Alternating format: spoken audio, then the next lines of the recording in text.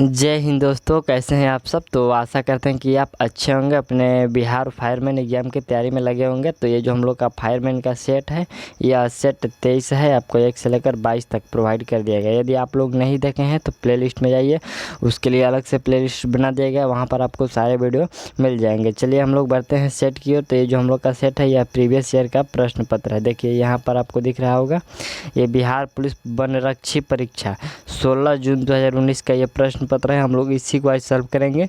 यदि आपको इसका पीडीएफ चाहिए तो वीडियो के डिस्क्रिप्शन में टेलीग्राम का लिंक दिया गया है, वहाँ से आप लोग टेलीग्राम ज्वाइन करके आप पीडीएफ प्राप्त कर सकते हैं। चलिए हम लोग देखते हैं सेट की ओर।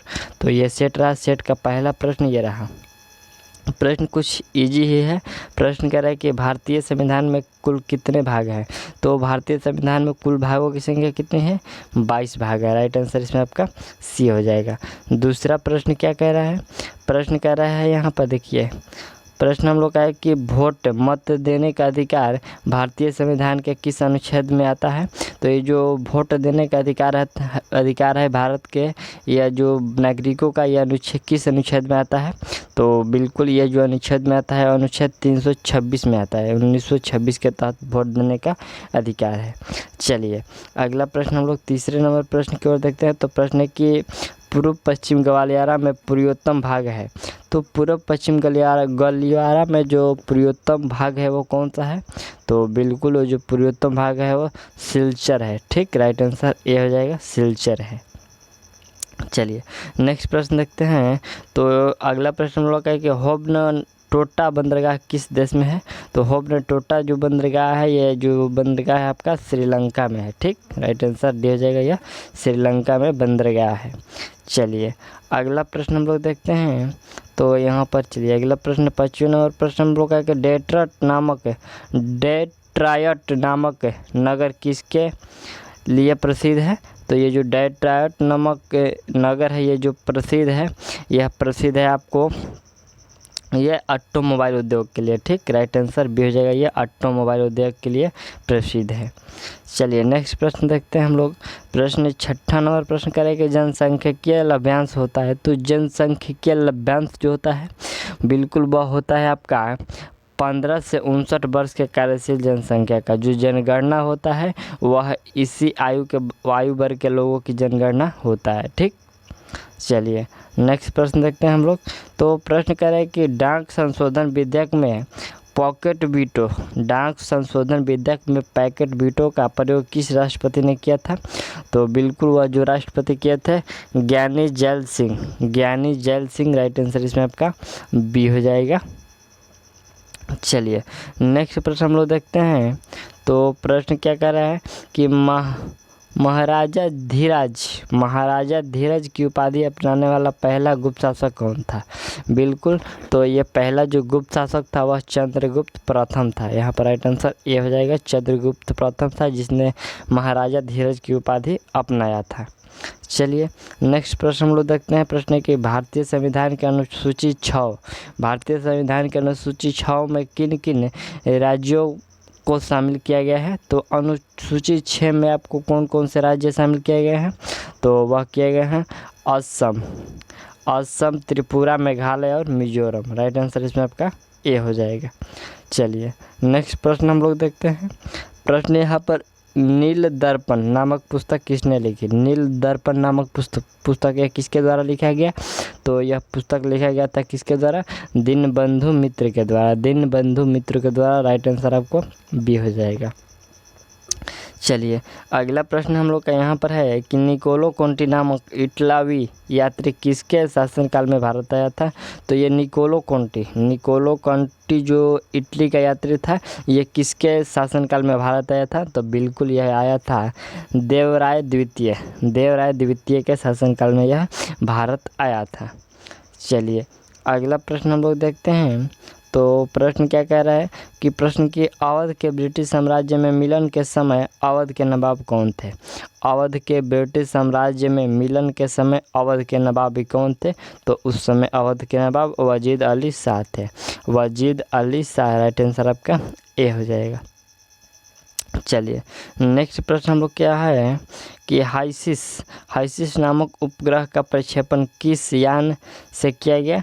तो बिल्कुल इसका जो प्रक्षेपण किस यान से पूछा गया किया गया, तो वह किया गया था PSLV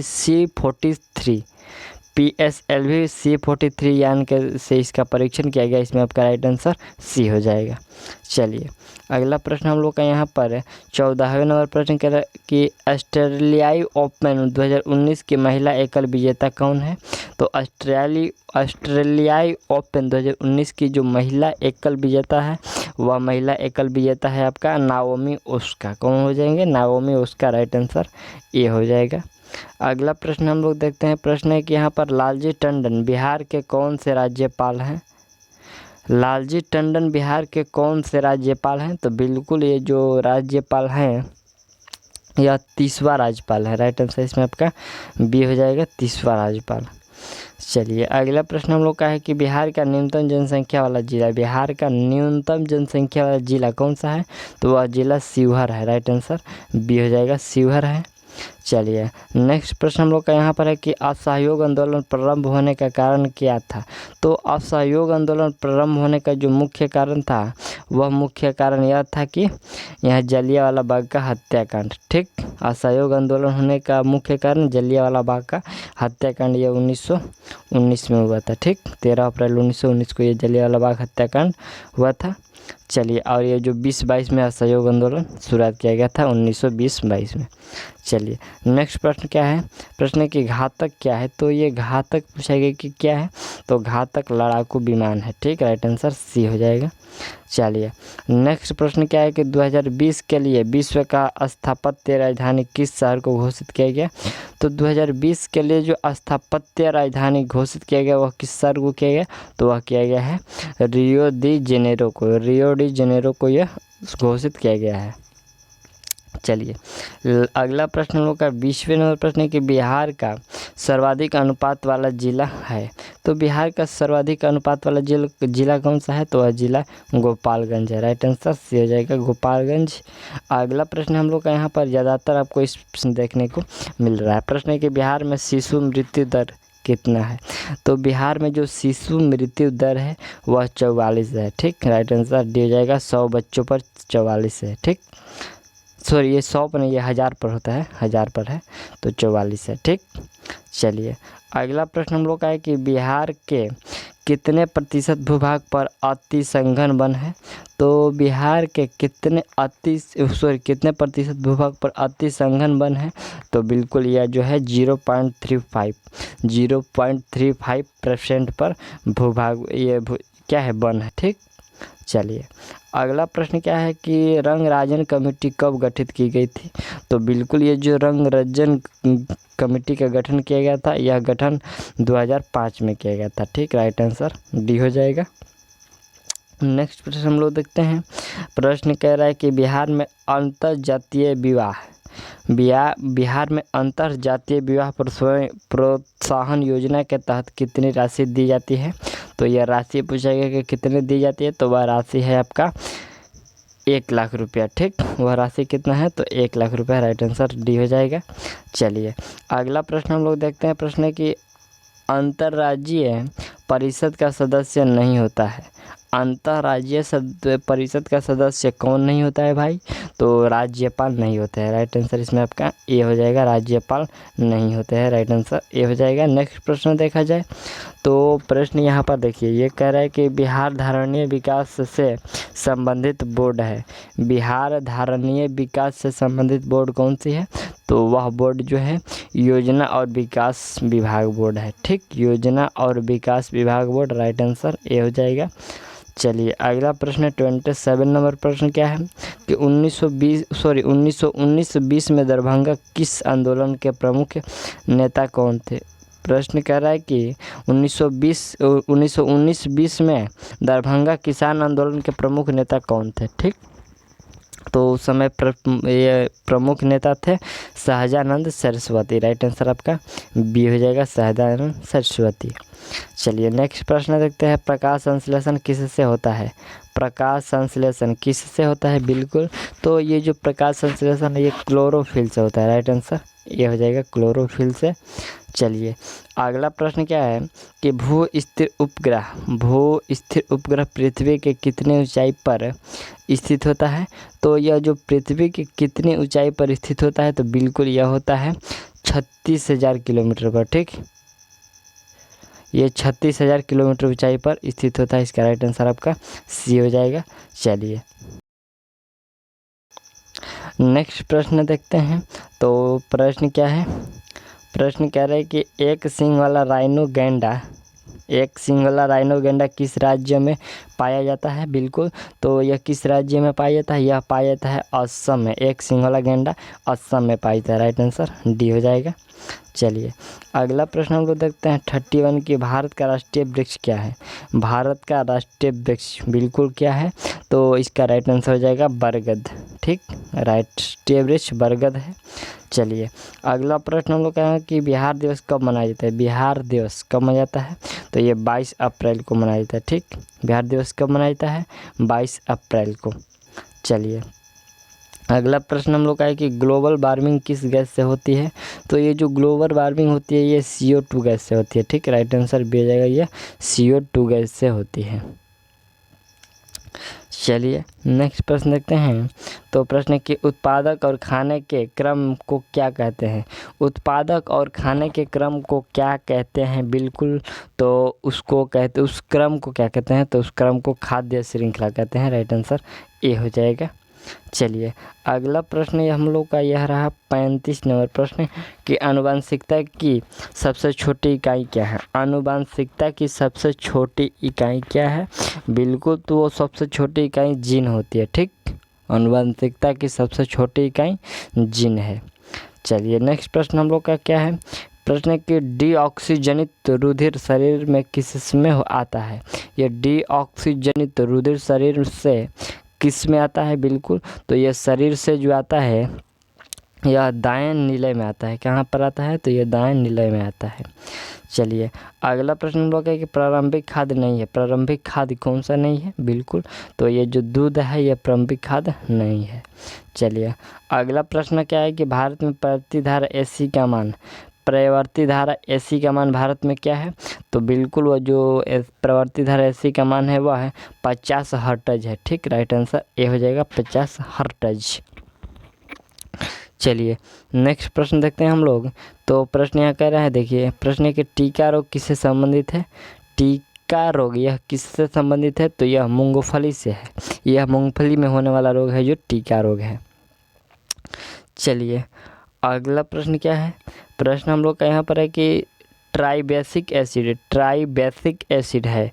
कौन सा एसिड है, तो बिल्कुल ये जो ट्राइबैसिक एसिड है यह फास्फोरिक अम्ल है। कौन सा है, फास्फोरिक अम्ल। राइट आंसर सी हो जाएगा। नेक्स्ट प्रश्न देखा जाए तो प्रश्न हम लोग का है कि एस्कॉर्बिक अम्ल किस विटामिन का नाम है, तो ये विटामिन C का नाम है। एस्कॉर्बिक एसिड विटामिन C का नाम है। राइट आंसर क्या हो जाएगा, राइट आंसर आपका C हो जाएगा। ठीक, चलिए अगला प्रश्न हम लोग का आया है कि धातु जब अम्ल से अभिक्रिया करता है तो कौन सा गैस उत्पन्न होता है। तो जब धातु अभिक्रिया अम्ल से करता है तो ये गैस जो उत्पन्न होता है वह गैस उत्पन्न होता है हाइड्रोजन, वह गैस हाइड्रोजन उत्पन्न होता है। नेक्स्ट प्रश्न देखते हैं, प्रश्न की इलेक्ट्रॉनिक विन्यास 287 वाले अधातु तत्व कौन सा है, तो बिल्कुल वह जो अधातु तत्व है वह है क्लोरीन। ठीक, कौन सा है, तो क्लोरीन। इसको ये देखिए 287 ये आपका जोड़ेंगे तो 17 हो जाएगा और 17 परमाणु संख्या होता है क्लोरीन का। चलिए अगला प्रश्न 44 नंबर है कि जाइलम क्या कार्य करता है। तो जाइलम का जो कार्य होता है वह जल संवहन का होता है, जल पहुंचाना ये जाइलम का काम होता है। चलिए अगला प्रश्न क्या है कि रासायनिक परिवर्तन नहीं है। रासायनिक परिवर्तन नहीं है, कौन नहीं है, तो ये जो पानी का उबालना या रासायनिक परिवर्तन नहीं है। चलिए अगला प्रश्न क्या है कि H2SO4 का आइटोमेसी कितना होगा। तो H2SO4 का आइटोमेसिटी जो होगा वह कितना होगा। ठीक, तो ये होगा 7 होगा। ठीक, राइट आंसर कितना होगा, यह 7 होगा। चलिए अगला प्रश्न क्या है, प्रश्न कि साबुन का सौद साबुन का सह उत्पाद है, साबुन का सह उत्पाद कौन सा है? तो वह ग्लिसरॉल है। ठीक, राइट आंसर बी हो जाएगा। साबुन का सह उत्पाद ग्लिसरॉल है। चलिए नेक्स्ट प्रश्न देखा जाए तो प्रश्न करें कि इसमें से सही कथन को चुनना है। इसमें से सही कथन कौन सा है? बिल्कुल, तो इसमें जो सही कथन है कि द्रव्यमान हमेशा स्थिर रहता है जबकि भार बदलता है। द्रव्यमान हमेशा स्थिर रहता है जबकि भार बदलता है, यही कथन सही है। चलिए नेक्स्ट प्रश्न हम लोग देखते हैं। प्रश्न 49 नंबर के, गिलास में पानी पर बर्फ तैर रहा है, यदि बर्फ पिघलाई जाए तो आयतन पर क्या प्रभाव पड़ेगा? तो इसके आयतन पर क्या प्रभाव पड़ेगा? वह आयतन वही रहेगा। वह आयतन क्या होगा? तो वह आयतन वही रहेगा, उसके आयतन में कोई परिवर्तन नहीं होगा। चलिए अगला प्रश्न देखा जाए तो मध्य कर्ण में इनमें से कौन सा हड्डी नहीं पाया जाता है? तो मध्य कर्ण में ये कान पूछे गए, कान है, तो मध्य कर्ण में इनमें से कौन सा हड्डी कौन नहीं पाया जाता है? तो बिल्कुल ये जो हैमेट है, ये हड्डी नहीं पाया जाता है। लेकिन ये जो कान में होता है, 2 हड्डी इससे मलेशियस से, 2 हड्डी इनकस से और 2 हड्डी स्टेपी से होता है। ये तीनों मिलाकर 6 हड्डी हो जाता है कान में। ठीक, ये देखिए ये दो इसमें, 2 इसमें और 2 इसमें, तो तीनों मिलाकर 6 हड्डी होता है। 2 हड्डियाँ इन सब से होता है। ठीक, कान में 6 हड्डी होती है। चलिए अगला प्रश्न क्या है? प्रश्न है कि पृथ्वी पर किसी वस्तु का पलायन वेग चंद्रमा पर उस वस्तु के पलायन वेग से होगा, तो उस वस्तु के पलायन वेग से अधिक होगा। राइट आंसर बी हो जाएगा, अधिक होगा। चलिए अगला प्रश्न क्या है कि 18 कैरेट सोना में सोना का प्रतिशत, तो उसमें जो सोना का प्रतिशत होगा 75% होगा। कितना होगा?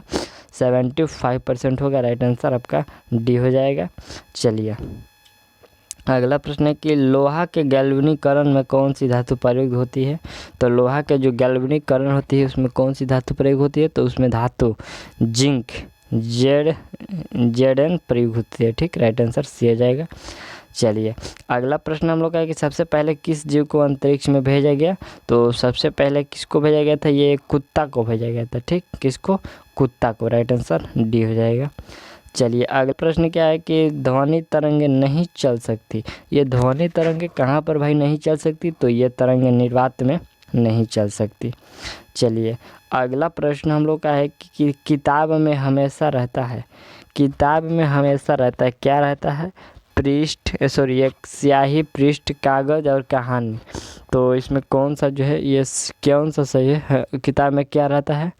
तो बिल्कुल इसमें जो रहता है किताब में, यहाँ पर किताब में पृष्ठ रहता है। ठीक, राइट आंसर बी हो जाएगा। चलिए अगला प्रश्न क्या है कि क्रम में सजाना है। ठीक, इसको क्रम में सजाना, पहला है बच्चा, नवजात, भ्रूण, वयस्क, युवा। तो पहले स्थान पर कौन होगा? ठीक, तो पहले स्थान पर ये भ्रूण हो जाएगा। पहले स्थान पर भ्रूण होगा, उसके बाद नवजात हो जाएगा।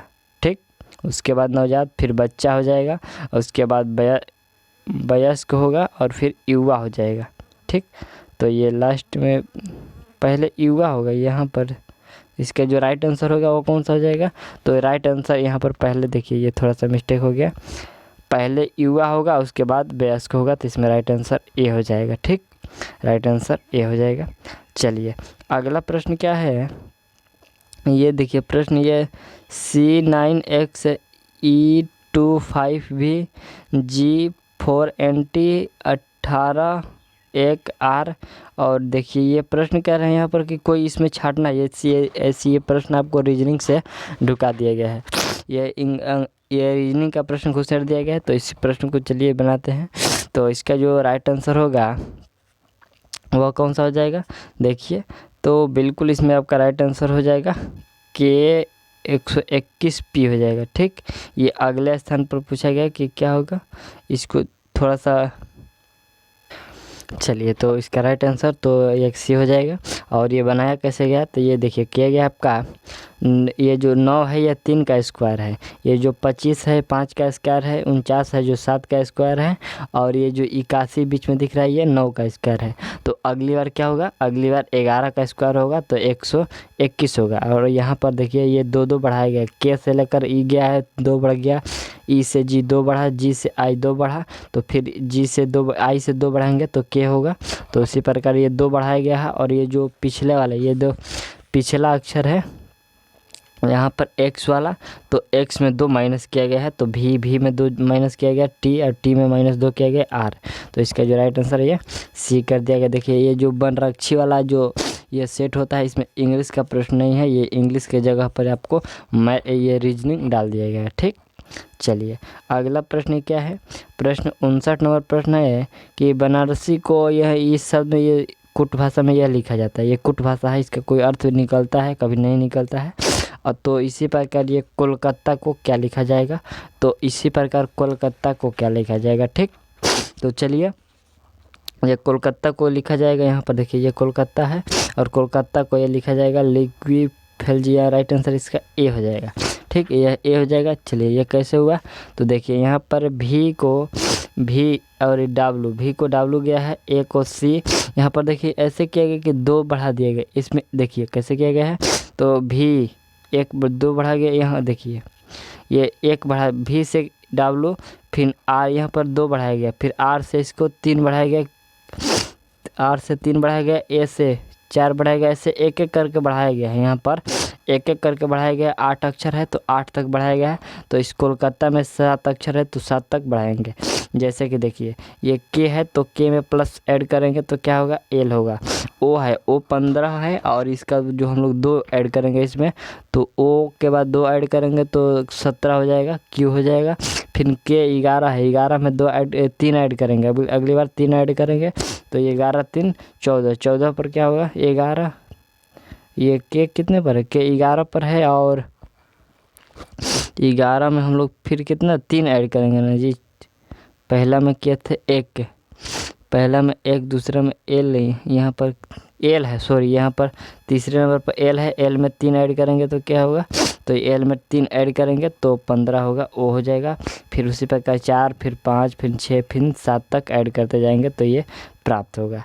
ठीक, चलिए नेक्स्ट प्रश्न देखा जाए।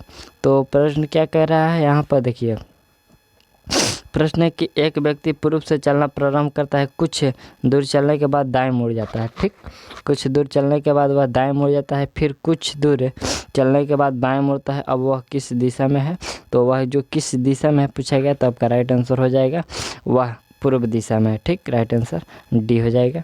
चलिए अगला प्रश्न, ये रीजनिंग का प्रश्न है तो इसको थोड़ा सा बनाने में समय लगता है, तो आपको ये आप लोग बनाइएगा, फंसेगा प्रश्न वो हम लोग बता देंगे, आपका आंसर यहाँ पर बता दे रहे हैं। चलिए अगला प्रश्न क्या है कि 35 छात्रों में ऊपर से सूरज का स्थान 12वां स्थान है, तो नीचे से उसका स्थान कौन सा हो जाएगा। ऊपर से 35 छात्रों में ऊपर से सूरज का स्थान जो 12वां है, तो नीचे से उसका कौन सा स्थान हो जाएगा, बिल्कुल, तो उसका नीचे से स्थान कौन सा हो जाएगा। तो देखिए पहले तो 35 में यहाँ पर 35 में +1 ऐड करेंगे, उसके बाद 12 माइनस कर देंगे और जो आएगा वही संख्या हो जाएगा। तो क्या हो जाएगा, ये 12 ये कितना 24 हो जाएगा। ठीक, यहाँ पर 24 हो जाएगा, तो 24वां स्थान है, राइट आंसर सी हो जाएगा। चलिए अगला प्रश्न क्या है, यहाँ पर प्रश्न ये जो है लुप्त संख्याओं का प्रश्न है। प्रश्न के दिए गए विकल्पों में से लुप्त संख्या ज्ञात करना है। यहाँ पर रिक्त स्थान दिया गया, बाकी सभी जगह संख्या दिया गया है। तो इस लुप्त संख्या पर क्या होगा, यह लुप्त संख्या पर देखिए क्या होगा, तो यह जो कुछ नहीं किया गया, ये 2 देखिए बहुत आसान है। यह 4 + 9 कितना 13, 15 + 6 21। तो उसी प्रकार हम लोग ये 42 में से 35 घटाएंगे, 42 में से 35 घटाएंगे तो क्या हो जाएगा 7 आ जाएगा। तो यहाँ पर 7 हम लोग पुट कर देंगे और 7 और 35 जोड़ेंगे तो कितना हो जाएगा 42, राइट आंसर डी हो जाएगा। ठीक, चलिए नेक्स्ट प्रश्न देखा जाए तो प्रश्न हम लोग का यह बहुत इजी रीजनिंग है, कोई भाष रीजनिंग नहीं है। ये करे कि दिए गई श्रृंखला में अगली संख्या ज्ञात करना है, 6 12 21 32, 6 12 21 32। तो अगला संख्या क्या होगा, तो अगला संख्या जो होगा बिल्कुल वह संख्या 47 होगा। अगला संख्या 47, राइट आंसर सी होगा। वह संख्या 47 तो कैसे होगा, तो देखिए यहाँ पर कितना है, कितने का गैपिंग है 6 का। उसके बाद यहाँ पर कितने का गैपिंग है, तो 9 का।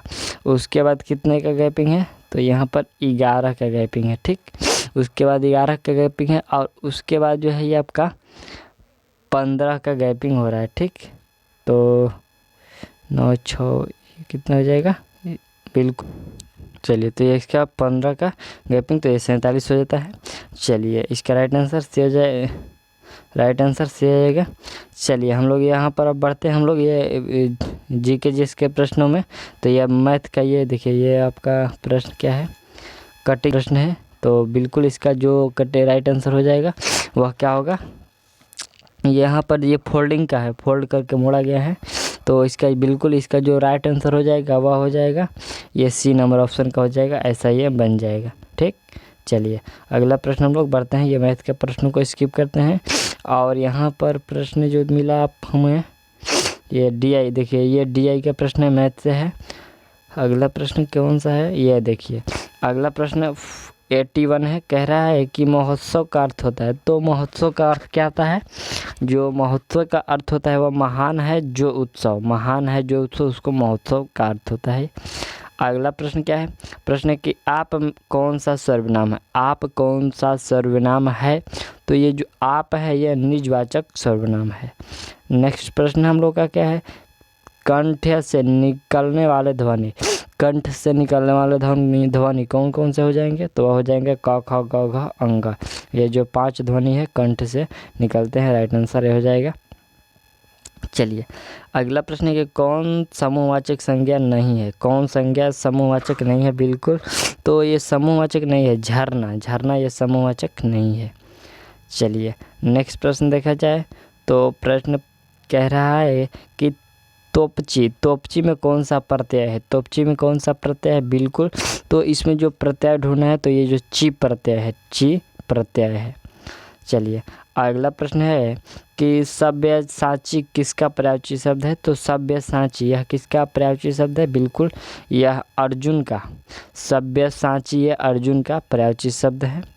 नेक्स्ट प्रश्न क्या है, प्रश्न है कि आह्वान का विपरीतार्थक शब्द, आह्वान का विपरीतार्थक शब्द, तो विसर्जन होता है आह्वान का विपरीतार्थक शब्द। नेक्स्ट प्रश्न क्या है, प्रश्न है कि सूरज को दीपक दिखाना मुहावरे का अर्थ है, तो सूरज को दीपक दिखाना मुहावरे का अर्थ है प्रसिद्ध व्यक्ति का परिचय देना, प्रसिद्ध व्यक्ति का परिचय देना, राइट आंसर ए हो जाएगा। चलिए नेक्स्ट प्रश्न क्या है, प्रश्न है कि महर्षि का संधि विग्रह, महर्षि का संधि विग्रह क्या होगा, तो इसका संधि विग्रह हो जाएगा महा प्लस ऋषि, राइट आंसर बी हो जाएगा। चलिए अगला प्रश्न ये क्या है, कह रहा है कि द्विज, द्विज इनमें से किसका पर्यायवाची शब्द नहीं है, द्विज किसका पर्यायवाची शब्द नहीं है, तो बिल्कुल ये बादल का पर्यायवाची शब्द द्विज नहीं है। चलिए अगला प्रश्न क्या है कि अतत्यायी का अर्थ है, अतत्यायी का अर्थ होता है क्या होता है, तो इसका अर्थ जो अत्याचार करता हो, जो अत्याचार करता हो उसका अर्थ अतत्यायी होता है।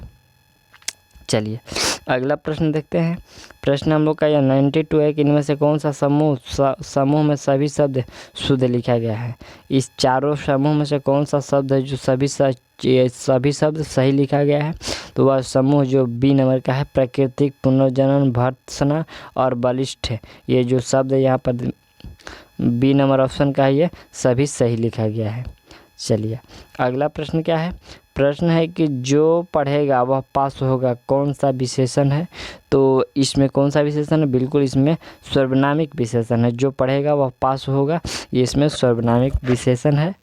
नेक्स्ट प्रश्न क्या है, नेक्स्ट प्रश्न हम लोग का कि इनमें से कौन सा शुद्ध वाक्य नहीं है, ठीक है इसमें से शुद्ध वाक्य चारों में से कौन सा नहीं है, तो देखिए यहाँ पर जो ये विष्णु के अनेक नाम है, यह वाक्य जो है शुद्ध नहीं है, राइट आंसर ये हो जाएगा, विष्णु का अनेकों नाम है, ये गलत ऑप्शन, ये लिखावट, ये प्रोनाउंसिएशन गलत किया गया है। चलिए अगला प्रश्न देखते हैं, प्रश्न है कि द्वंद्व समास का उदाहरण है, द्वंद्व समास का उदाहरण कौन सा है, बिल्कुल तो यहाँ पर जो दिनहीन शब्द है ये द्वंद्व समास का उदाहरण है। चलिए अगला प्रश्न है कि असमान टूट पड़ना, असमान टूट पड़ना का अर्थ, ये मुहावरे का सही अर्थ पूछा गया है, यह मुहावरा है, तो असमान टूट पड़ना मुहावरे का जो सही अर्थ होगा वह होगा मुसीबत आना, राइट आंसर बी हो जाएगा।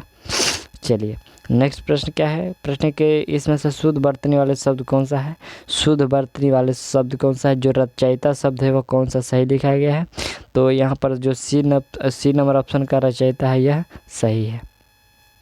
चलिए अगला प्रश्न क्या है। प्रश्न कह रहा है कि समास का विलोम, समास का विलोम क्या होता है, तो इसका विलोम व्यास होता है, समास का विलोम व्यास। नेक्स्ट प्रश्न यहाँ पर परिमाण में उपसर्ग है, परिमाण में कौन सा उपसर्ग है, परिमाप में कौन सा उपसर्ग है, तो इसमें उपसर्ग है परि। ये जो परि है उपसर्ग है, उपसर्ग आगे लगता है और जो प्रत्यय होता है वह प्रत्यय पीछे लगता है। चलिए अगला प्रश्न यहाँ पर देखिए, बादल का तत्सम शब्द कौन सा है, बादल का तत्सम शब्द तो बारिद हो जाएगा, बादल का तत्सम शब्द बारिद हो जाएगा, राइट आंसर सी हो जाएगा। तो ये जो हम लोग का सेट था यह सेट 23 था और सेट 24 आपको जल्दी प्रोवाइड कर दी जाएगी। तब तक के लिए थैंक्स, मिलते हैं अगले वीडियो में।